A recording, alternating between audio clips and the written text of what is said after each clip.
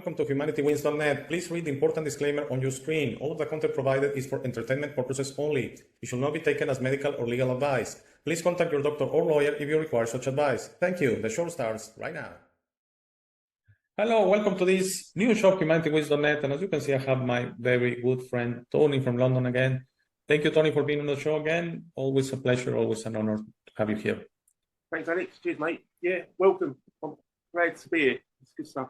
Thank you, Tony. And we're discussing before recording on the subject today, and I want to send a shout out to Moxie, which unfortunately is not watching us on our new platform, YouTube, but I will sure to send him the link, or at least let him know that he inspired us for the show. He had suggested this topic to me on evil. What is evil? What makes people evil? Why do we behave evil? And I'll let you introduce the subject, Tony, and then I'll give my thoughts on what you say. Thanks. Okay. Cheers, mate. Evil as opposed to good, evil in itself. I think, I'll start off straight away with, I believe it's how we respond to the situation we're in, or the world around us. It's like we always have a choice, whether we know it or not, in how we respond. You can react to things, which is basically instinct or anger. That's a reaction. You're not really conscious. Or you can respond, which is more conscious because you're taking into account what's happening. So you're seeing the situation before you make a response, before you decide to do anything. And people that are, I'm just guessing here, I would say people that are evil tend to be more reactive. They're not very conscious of what's around them and what they're doing as well. So they're just reacting to things, and they become quite dark. They become quite they back off from the world and become insular in their own little bubble, and it's them against the world. So they're on the path to evil. I wouldn't say they're evil, but that's the start of it, when they disengage with the world and stop trying to understand the world, and it's all, oh, it's my rules or nothing. So yeah, evil is, I think, reacting rather than responding consciously. And you can either go into the dark or into the light, peace or anger. So I don't know, it's a big subject, but yeah, I would say how you respond or react is the two paths, which dictate your level of life, and your conscious level. That's how I see it, mate. Yes, and I think on this one, more than other subjects, Tony, we're going to have a little bit more, how can I say it? We're going to have a more particular view. I personally think first of all, evil, I believe, is a product of free will, okay? Yeah. So this notion, and I made a show, it was like 50 episodes ago, of this notion that God doesn't exist, or he's an evil being, because there's both school of thoughts, okay? Yes, he exists, but he's evil, okay? Because he allows children to die in Africa, because he allows, I don't want to go gross here or go graphic, but he allows children to be abused, and that's through the free will. In the case of children dying hunger in Africa, it's a systemic thing, okay? It's poverty and that, okay? In the case of a particular children being abused by a particular group of individuals or an individual, is the evilness, the free will of those creating the trauma. Yeah. Because as I shared, you can grab a gun and start shooting until someone shoots you or the police or something. I mean, no one from the higher above is going to come and stop the gun or you or something, okay? Because that will stop free will, and that will stop the universe, okay?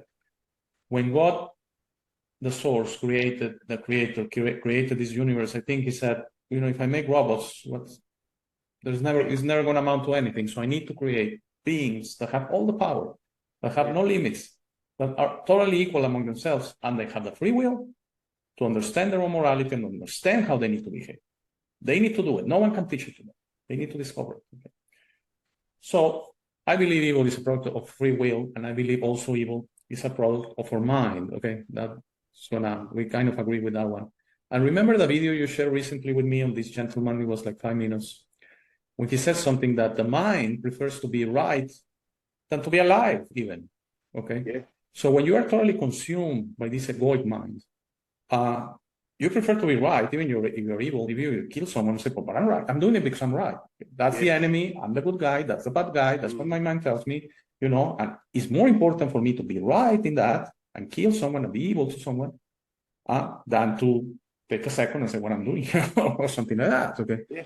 So going back to the subject, which, by the way, the official title is going to be "What Makes Us Evil," I believe, is because we have free will, and because we have to uncover our own morality to know how we behave. We don't need laws. We don't need anyone enlightening us. We don't need someone telling you should behave like that. For example, religions or something like that. We discover our own morality, mate. Yeah. I know I shouldn't be doing this, and it doesn't matter at all if I'm right or wrong. Okay. Yeah. It doesn't matter if that's not the concept. That's something in our mind. So our spirit doesn't really care about that. And that's what I think makes us evil. And the people, for example, that are belligerent out there on social networks, social, whatever, comment sections and that, it's based on that lack of understanding and judgment of others because they feel a different way. And because they have to be right, they have to be religious. And they have to be able, you see, because that's beyond the point. The most important thing is I'm being right. As the person you share on the video, I'd rather be dead as a body, as a mind, but being right than being wrong and alive. And that, let's think about that for a second. That's very deep, okay? That the ego will be like that. How perverse, how evil it can be. Cold. Okay? Cold, yes. So how do you think about that, Tony? Yeah, great stuff. I do think the mind, it can lead us away from reason and reality and communicating what we feel and what we believe.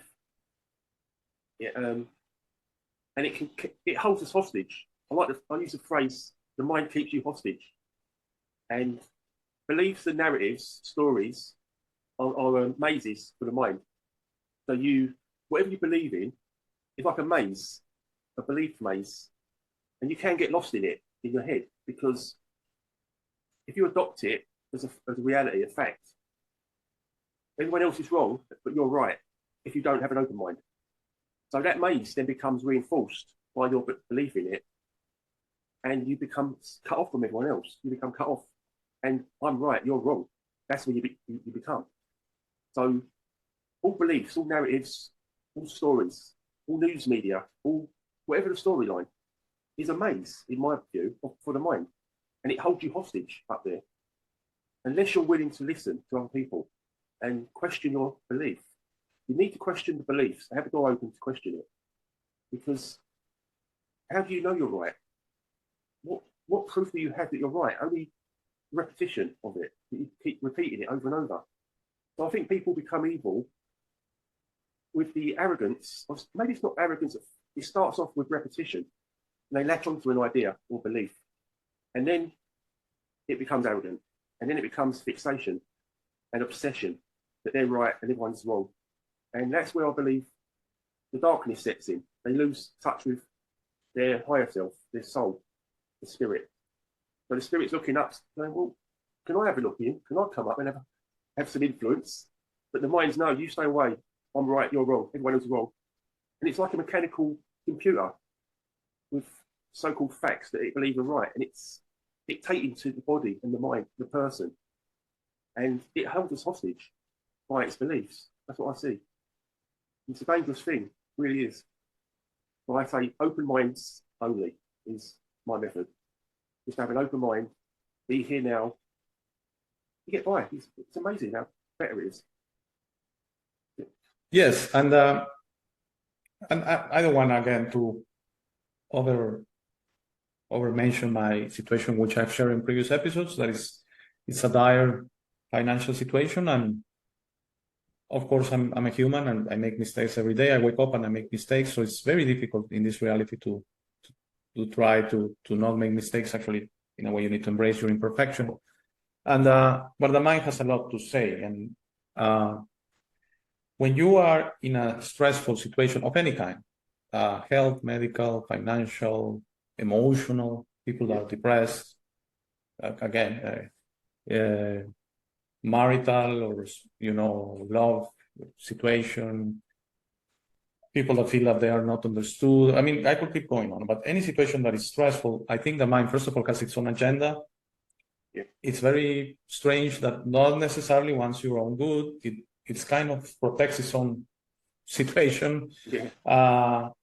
And it's very, on its analytical ways, is very into saying, okay, 2 + 2 = 4 and that. So wants to start you to put blame, okay? And wants you to start pushing the situation. It's almost the necessary thing. So in my situation, I'm saying I'm perfect. I'm having a difficult time not to worry on my situation. And of course, I'm occupied in trying to solve it short term, long term. But when I control my mind is when I start with those thoughts that, you were defrauded. So, stop it. Okay. Yeah. Stop it. First of all, how is that a solution? No. To start putting a blame and people that blame the government and people that blame, which I respect your view, it's your thing, but how is that solves you anything? Okay. I remember a friend that had cancer in the tongue. Okay. So they had to cut out a piece of his tongue. And when that happens, you kind of struggle to speak. So he speaks funny.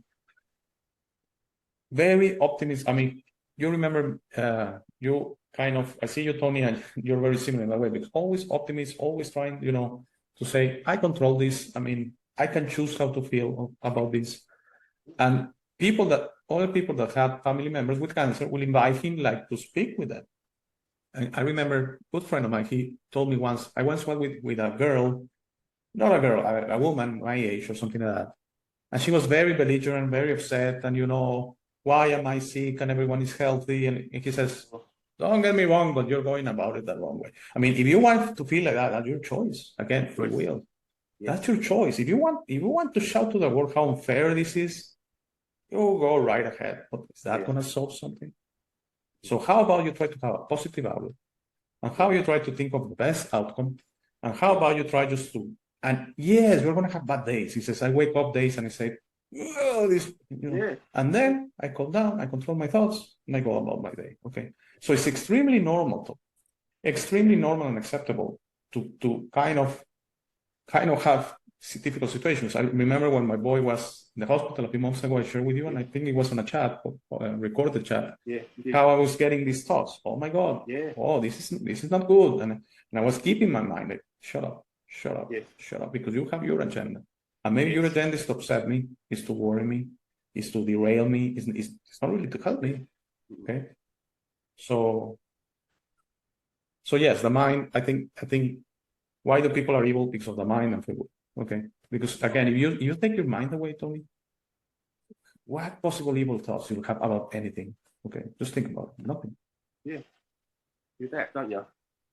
You just see life as it is, without any filter, without any judgment or any will to change it. Okay. So you talk about people holding the door open for you and they walk through and don't say thank you. Without a mind, it's not a problem. It's okay, I'll go this way. Or I borrow money to somebody, I'll give it Friday. Friday comes, they don't pay me. Okay, without a mind, it's a big deal. Without a mind, it's not a problem. But when the mind starts getting involved, it's like, he owes you money. He should have paid you. Get it back. Do this to him, do that to him. And it creates problems. As far as I can see, it doesn't help us, it creates problems. And it puts them in the guise of it's trying to help us. It's like the government. They create problems and then they say, oh, we'll help you solve it. But those are the people that created the problem. It's like the mind. It will create a problem for us, suggest an idea. Oh, why don't you do this? Don't do that. That'll work. And you think, yeah, I want to do that. And it all backfires. You're in a mess, everything's collapsed around your ears. And then your mind's like going, nothing to do with me. Why would you do that for? You're an idiot. But you don't think, hang on, you told me to do it. You forget that bit. But the mind is always whispering in your ear, sort of guiding you. And when it all falls apart or you suffer, you forget to look up there and go, it was the mind that told me. You forget that bit. So I think you need to be aware of the mind. People think it's but I don't believe this is my voice. The body's speaking, the words are coming out. This is my energy, my essence. speaking. It comes through the mind. Whereas there's a difference between me sitting here in front of you speaking from my essence, from what I don't know what I'm going to say next, but I'm just speaking. That's one thing. There's a difference between sitting in front of you and saying, hang on, Alex, what do you think? Yeah, tell him that. Yeah, tell him that. That'll work. And then telling you something new that's come from here is a big difference.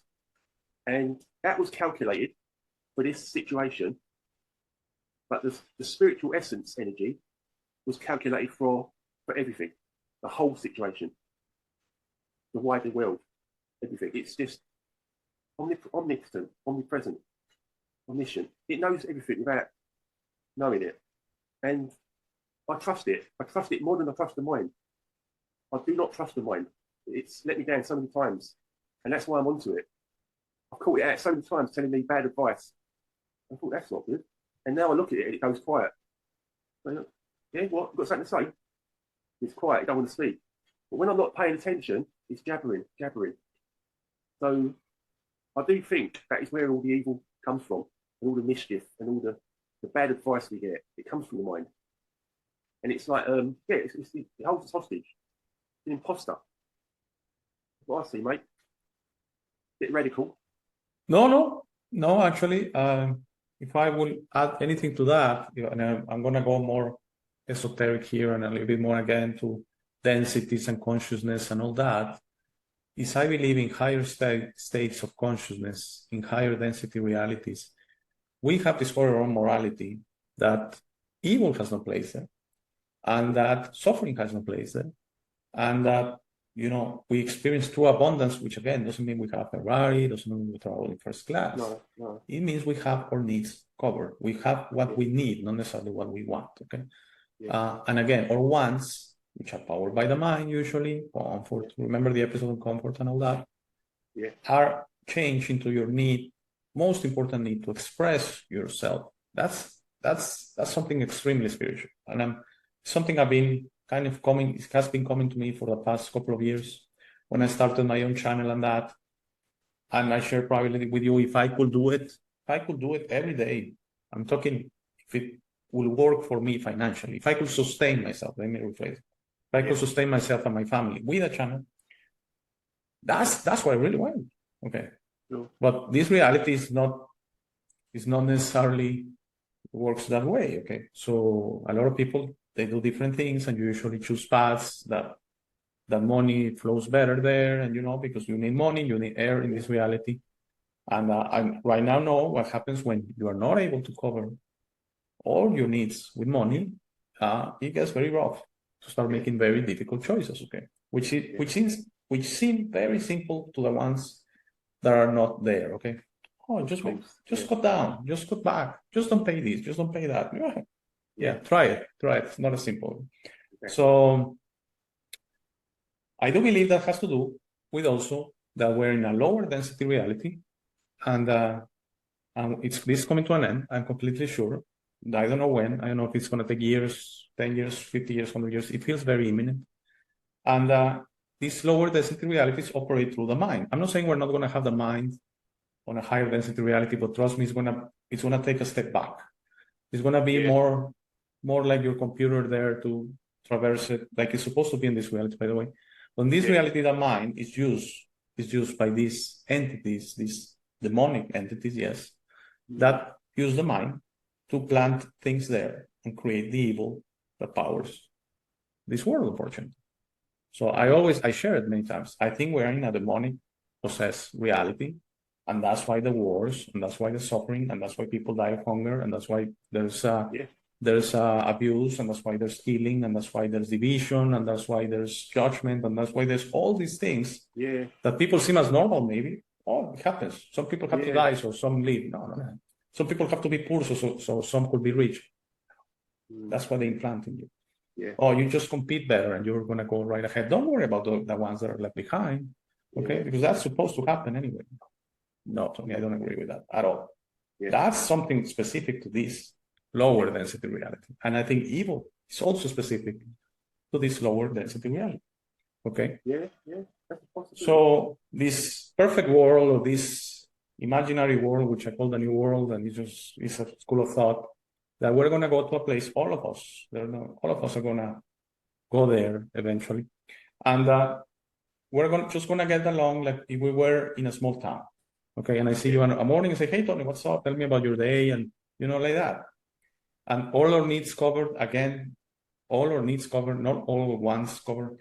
And there's no evil there. And the mind is not an egoic poison mind. Okay. Because it's very depressing to think that you have something there in your head that is an enemy.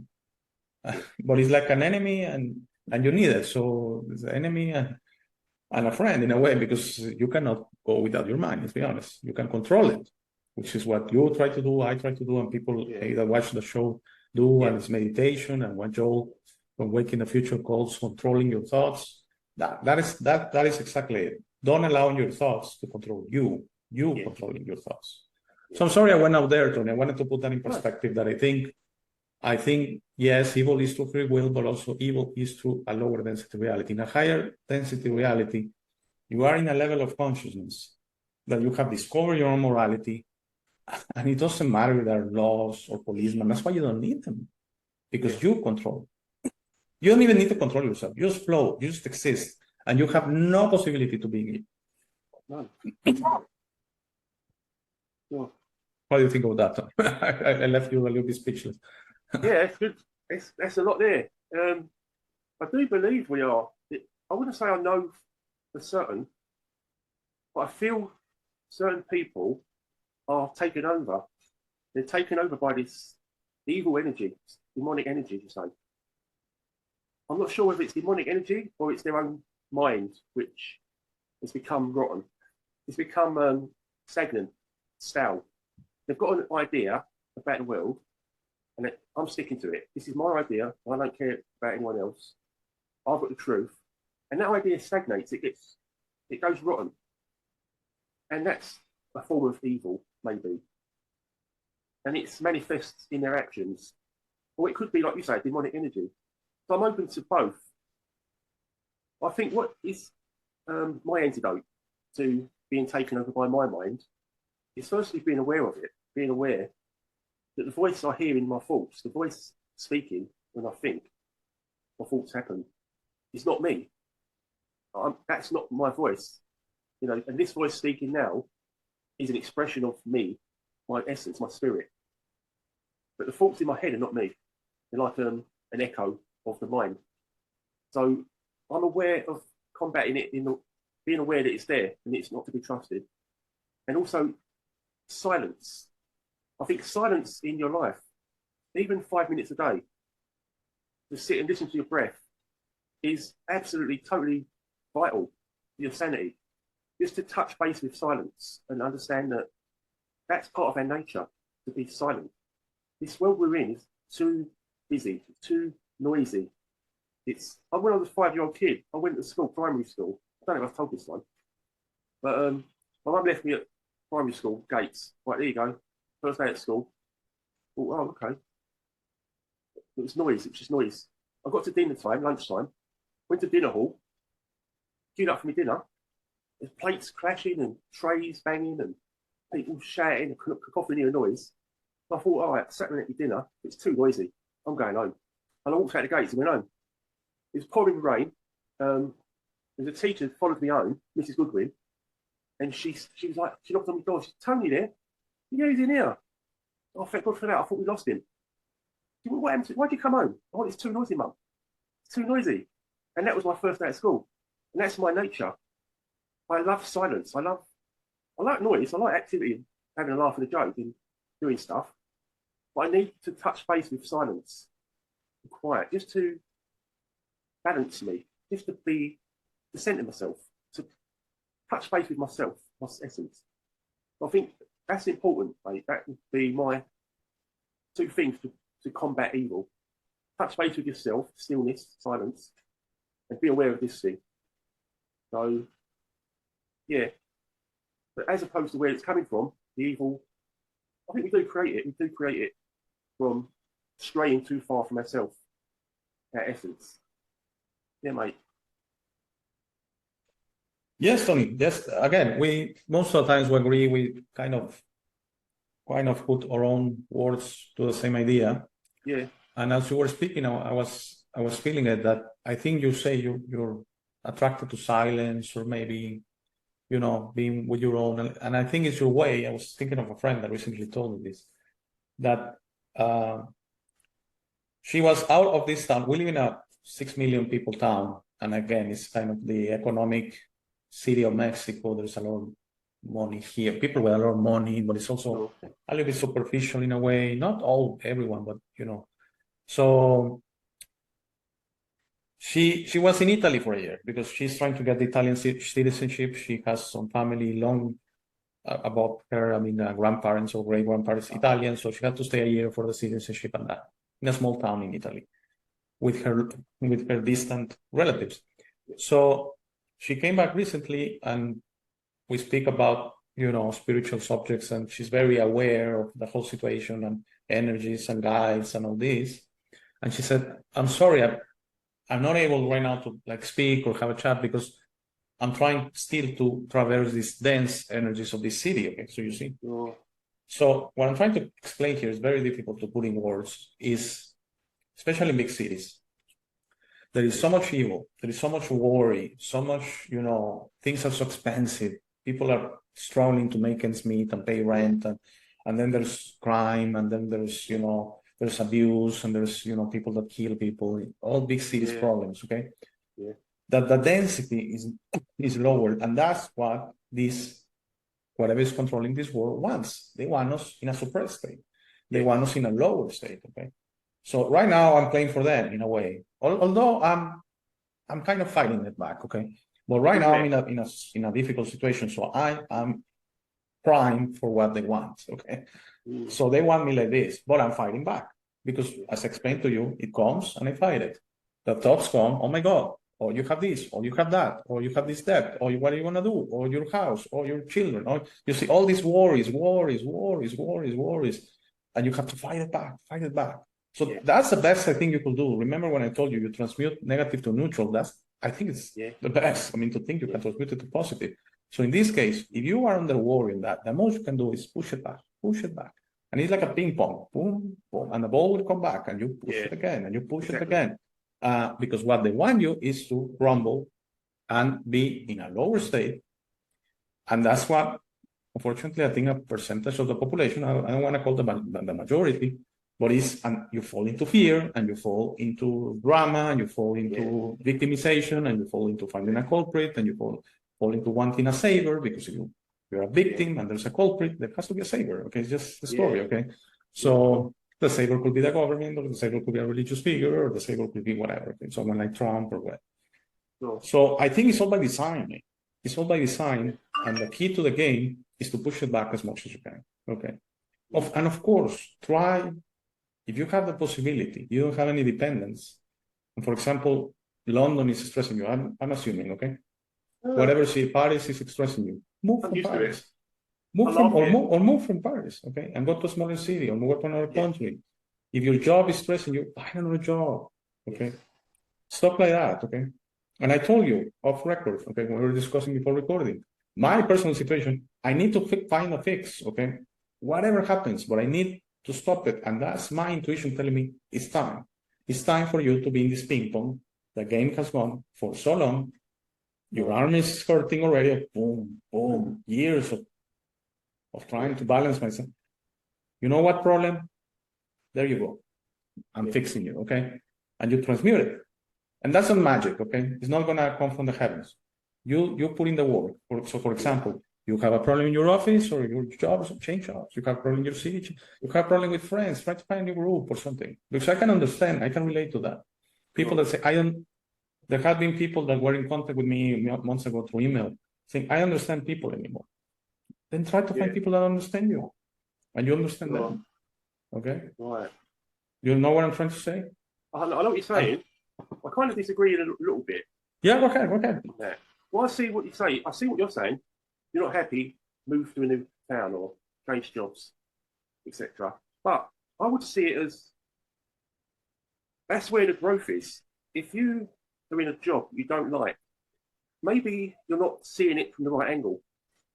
Maybe you're looking at the work you're doing as a means to an end. Oh, right, hurry up 5 o'clock. I want to go home. Hurry up Friday, what my wages. But you're looking ahead. You're always looking forward to the future. I used to do it a lot. And then I've had certain jobs where I'm present. I'm enjoying what I'm doing. And the more I focus on what I'm doing, the quicker the day goes. And the more enjoyable it is. So it's just turning slightly, looking at a different angle and seeing the positives more, looking for the positives. So that might turn it around for you. That might turn it around. Go, you know what? This job's not so bad. This job, I can see the value in it. And then you become lighter. You become more positive, and it starts to help feed you. It fuels you in positivity.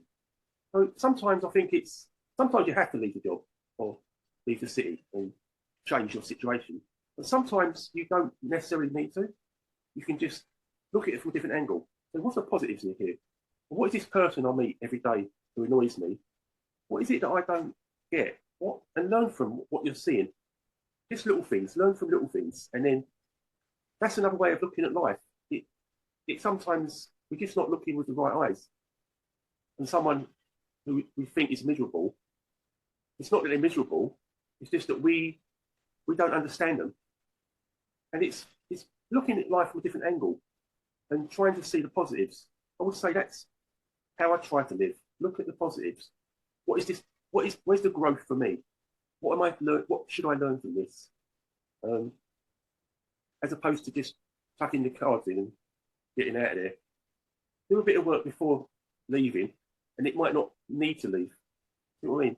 Yes, makes a lot of sense, mate. I agree with you. By the way, I maybe didn't explain it.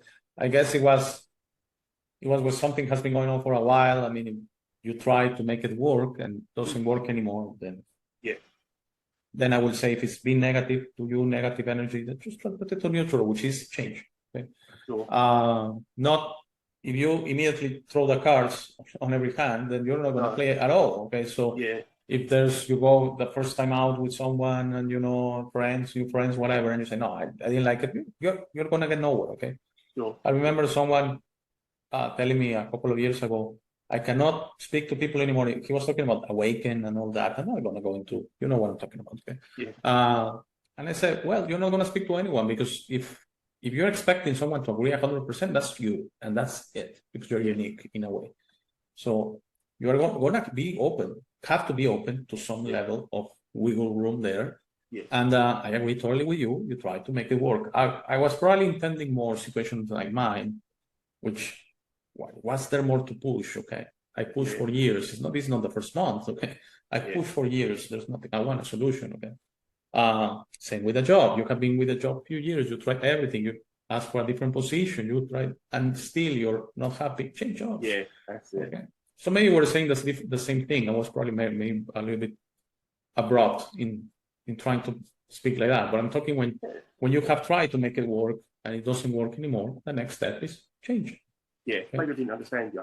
Yeah, that's it. No, I didn't explain it properly. You're right. It came out like I was intending at the first conflict, change. Then you're going nowhere. I'm talking about situations that have matured, situations you have given it your all. Yeah. Don't feel bad to say, I've given this job everything. I try to be happy here. I'm just not happy. You know what? There are a million jobs out there. Go for another one. Okay. Yeah, that's it. At the end, this reality seems like we're jumping through hoops. We're jumping like street artists you see with the balls in the air, smiling. We're like that. Okay. Yeah. just trying to get through this one. Yeah. Again, there are different school of thoughts what we're doing here, and one that I relate to that I believe that's it is most of us here are coming from different realities that we know this is not supposed to be like this, but we want to change it, and we change it. How is this reality going to change? By everyone changing, okay, and by everyone saying this is not how it's supposed to be. There's no evil. Yeah. Evil has no place. Judgment has no place. Division has no place. Fear has no place. Hate has no place, and you continue going by that. And then suddenly, what's left? Unity, love, understanding. Yes. And that's how. Again, like in a small town, suddenly we all get along. We're all brothers and sisters. We're all about helping each other, and the reality changes. Okay, people in small towns don't care about having a Ferrari. They don't have an airport. They don't care that much about traveling somewhere else. You know, they just enjoy. Hey, Tony. Good morning.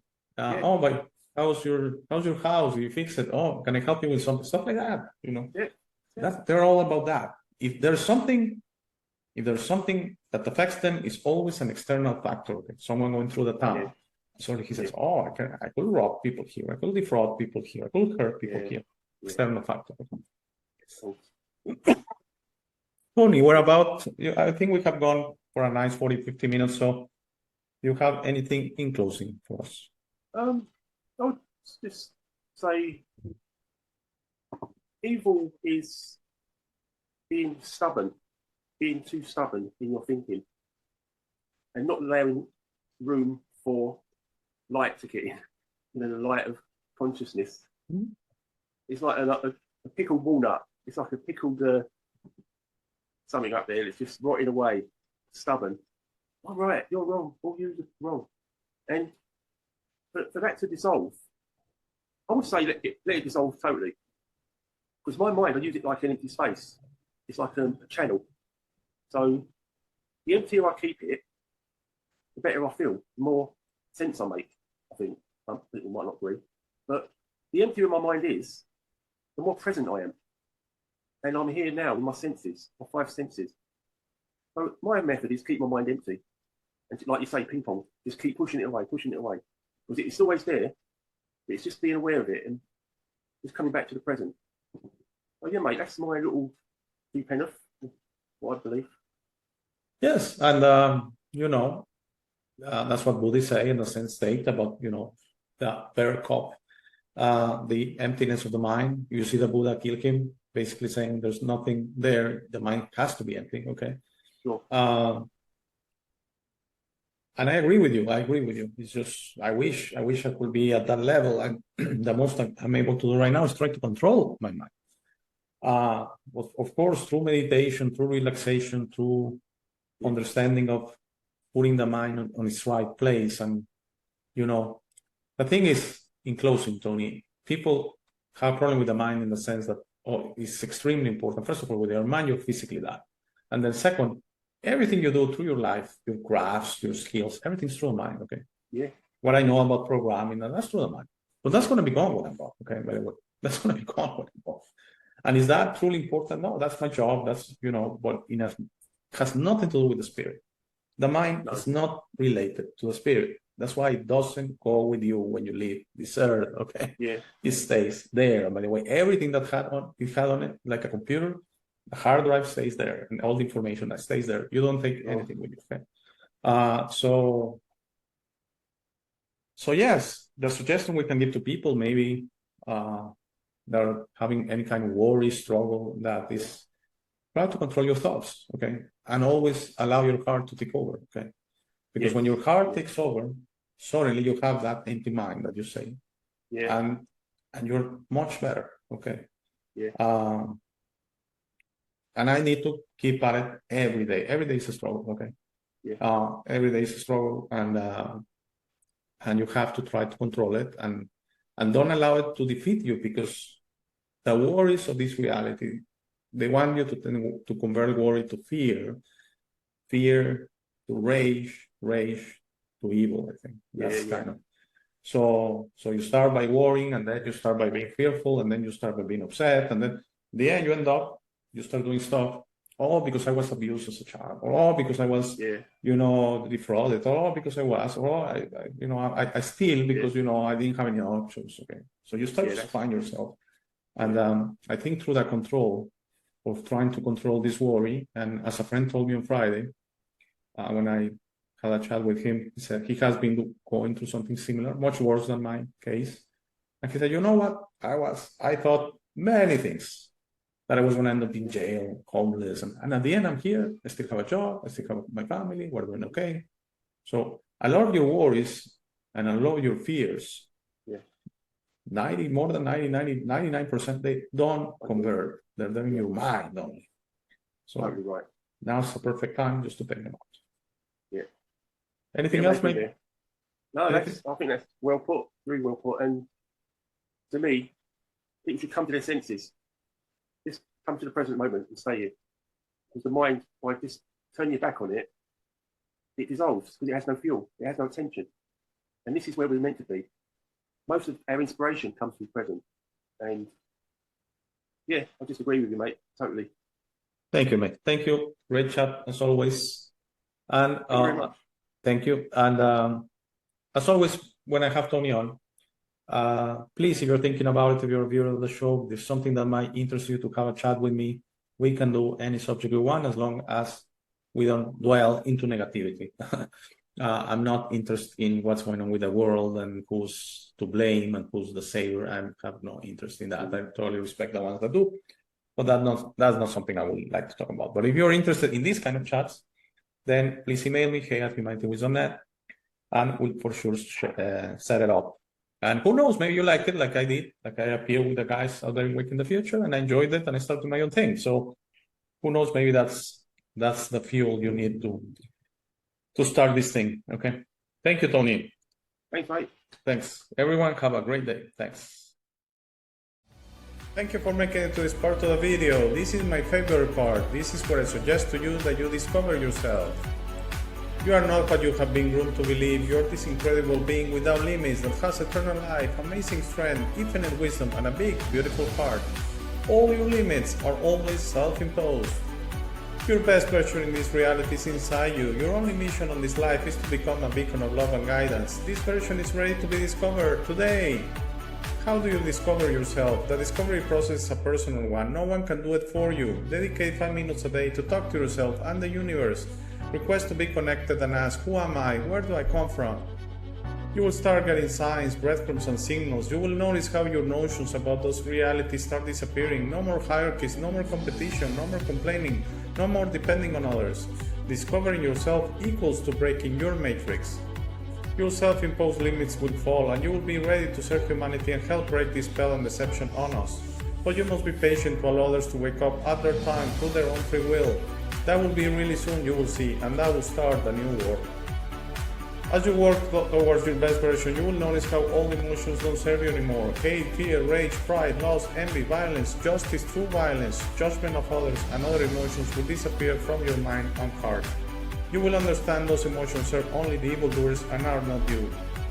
Please try to be understanding of others that don't think or feel like you. Everyone has a process. No one is right or wrong. We're all just different. Don't be concerned about being right, ever. Don't allow pride preventing you from patching things up with family and friends. It is very important you enjoy this life with your loved ones. Put in the work to patch things up and leave it to others to decide. Please relax and enjoy life. When everyone breaks their own matrix, humanity through our community consciousness will break the final spell.